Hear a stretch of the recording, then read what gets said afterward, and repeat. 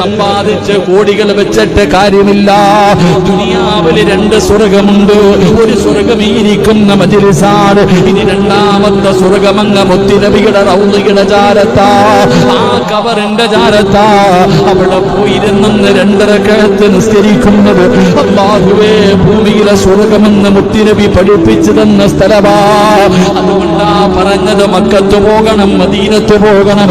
ചിലരുടെ ജീവിതത്തിലെ ഏറ്റവും വലിയ മോഹമതാണ്. അതിനുവേണ്ടി ജീവിച്ചവരുണ്ടല്ലോ. എന്റെ പ്രിയപ്പെട്ടവരെ, മദീനയെ സ്നേഹിക്കണം. റസൂലുള്ളാഹി പറയുകയാ, ഏതെങ്കിലും ഒരു മനുഷ്യൻ എന്റെ മദീനയെ സ്നേഹിച്ചാൽ, എന്റെ നാടിനെ സ്നേഹിച്ചാൽ, എന്റെ നാട്ടിൽ വന്ന് മരണപ്പെട്ടാൽ, തങ്ങൾ പറയുകയാണ്, മദീനയെ സ്നേഹിക്കണം, മദീനയിൽ വന്ന് മരണപ്പെടണം. അല്ലാഹുവേ 1 ആറടി മണ്ണ് തരണേ അല്ലാ.